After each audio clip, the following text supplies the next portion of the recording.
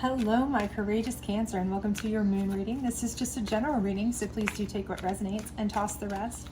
Also, if you haven't had a chance to check out your other readings on my channel, please do so. And if you enjoy these readings, please don't forget to like, subscribe, share, hit that notification bell, all that other great stuff. I do appreciate it. It does help me grow my channel. It means a lot to me. And we will go ahead and do a 7-card moon circle. So hopefully, if you enjoy this, we can get you some answers that you might be needing. We've had a lot of lunar shifts going on this year and a lot of changes. Also, if you do want a private reading, my Etsy channel is linked and you can purchase a private reading via video link on there. But let's go ahead and get you started. The first position in the 7-card circle is kind of what you're facing now or what position you're in. The second card is indicative of kind of what got you into that position. Third card is similar to a challenge card in typical tarot in that it's what's keeping you in this position. Fourth card is your optimal outcome should you follow the 5th, 6th, and 7th card. And hopefully you can see this fairly well, but if for some reason you cannot, we will go through them one by one. So do not worry, we'll get you some answers if you have some questions there. So the first position we have here is the unexpected. This is typically a positive card, okay? So I do feel like you have had some unexpected news, changes, things that have come to light in your life, whatever it may be. And, you know, for a lot of you, you may be saying, okay, at first I was hesitant, at first it was terrible or shocking, or we don't like change, right? We're people who don't like change. The human nature of people is we are creatures of habit for the most part. Most people do not like surprises. We do not like change. We do not like that kind of stuff. But I do feel like because this does tend to be more of a positive card, if you kind of look at the card, you can see they're kind of leaning on each other. It's kind of a peaceful look. You know, I do think in the end, it's something where you've made kind of a peace with it as much as you can. So the unexpected here has happened for you. Now, whether again, this is a job change, a relationship change, news that's come into you that you were unaware of, you know, that maybe at first you were kind of like, oh no, crud. But now you're like, okay, we'll work with it, right? We'll deal with it. I think that that's kind of what you're up against. But what got you there is resistance, okay? And I think the thing is that, you know, for a lot of it is maybe for you that you are a person who is so resistant to certain things that people have a hard time telling you stuff, okay? So this was unexpected for you because you're a person who you like to turn your head, you like to turn a blind eye, you like to pretend you don't know or notice a lot of things that you really do, because it's kind of like, if I don't see it, it didn't happen. Or if I just look away, maybe it'll go away. You're just kind of one of those people that, you know, a lot of times it's like, you know, hopefully if I just stop looking at it, stop thinking about it, maybe it'll just clear itself up. And, you know, a lot of people too, they know that if it's something that's super major and you're confronted with it, that it's going to come to a point where you could come unglued too. Okay. So you could be very, very resistant against that. So you tend to kind of just push things away, right?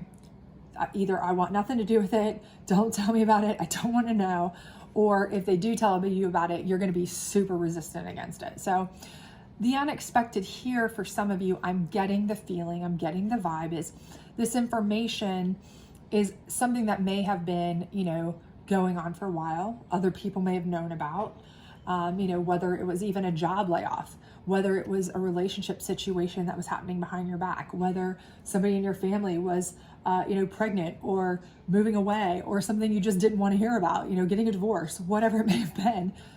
You know, other people kind of were privy to it. It's kind of been going on, but they kept you out of it because they really just did not want to have to deal with you on that regard. They know how well you deal with these things as far as you're going to resist it. You're going to kind of not deal with it as well.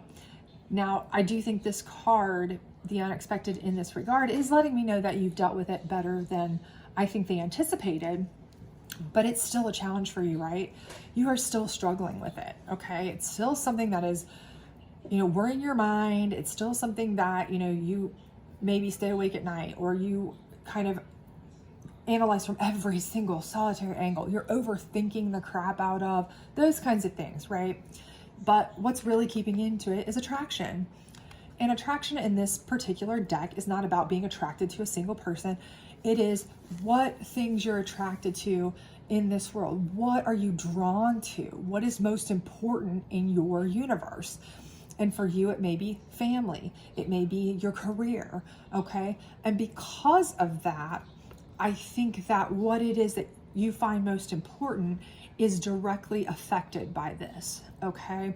And so because of that, that is why this is such a pivotal situation for you. It's something that you are so much tied into that you are really kind of struggling with it.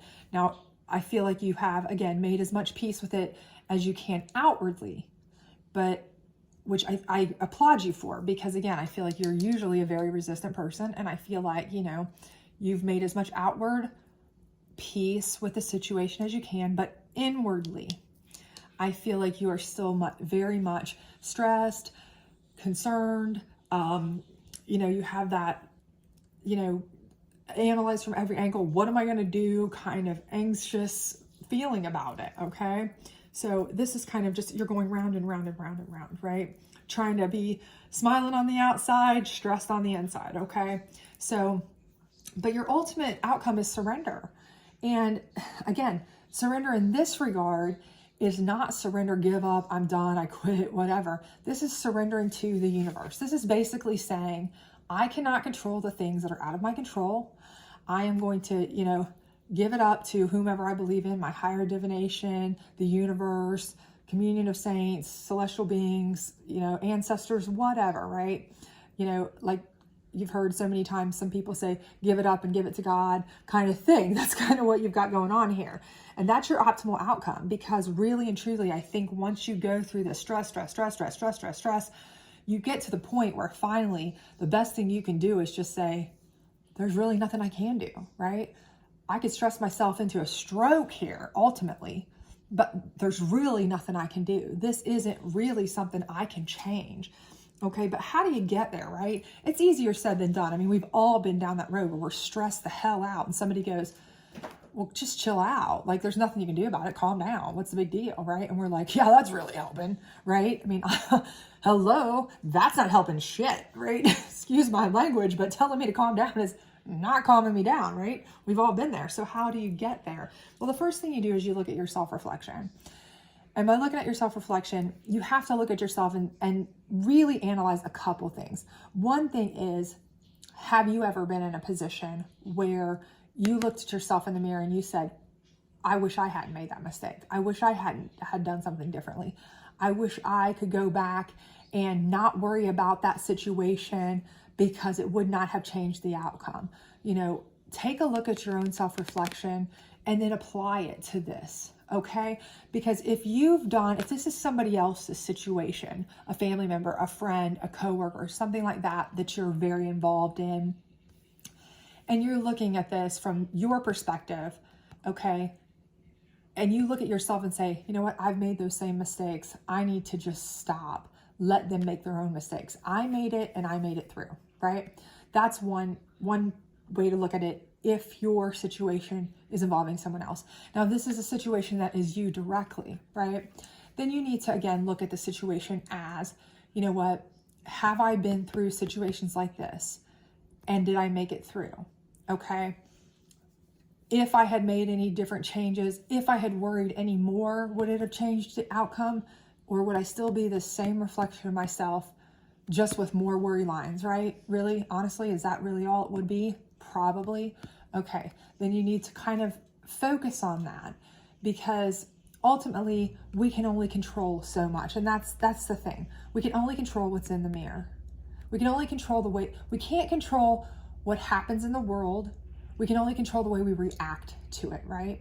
So that's exactly what we need to see here. We can only control our reactions, not the whole world around us, right? And that's really what this is about.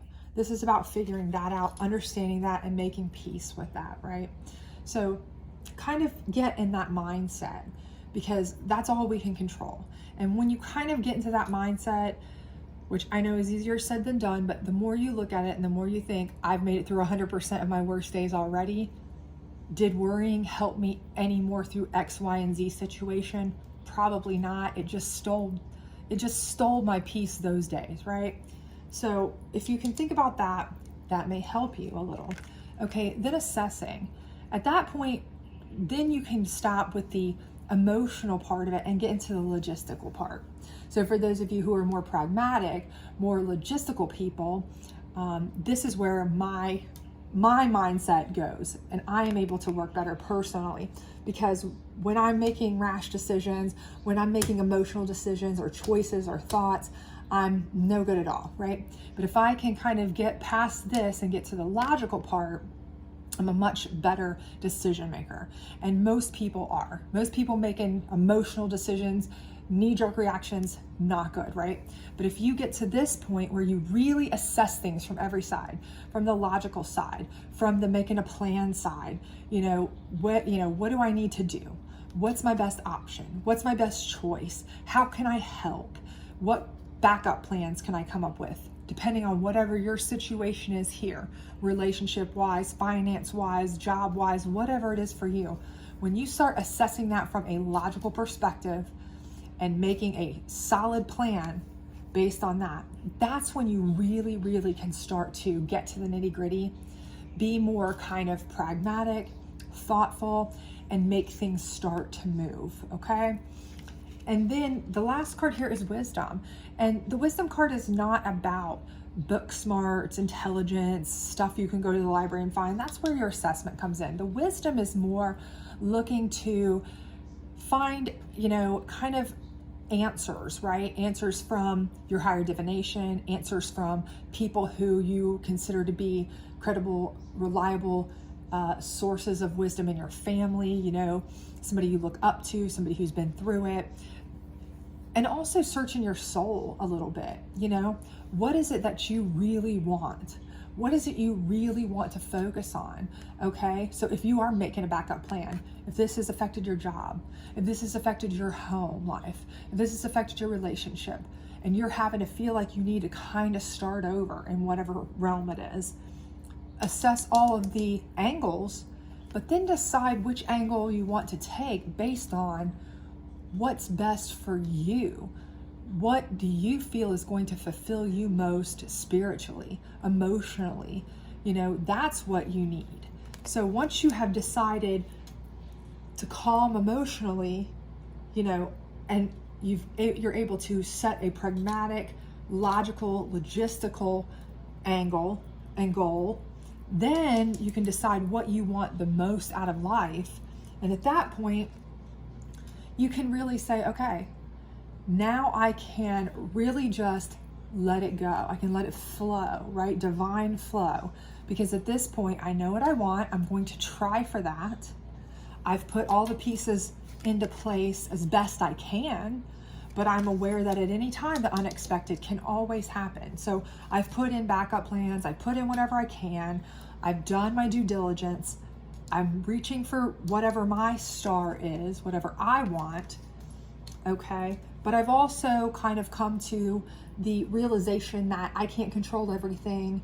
I can only control my reaction if something were to happen again, because the unexpected can always happen.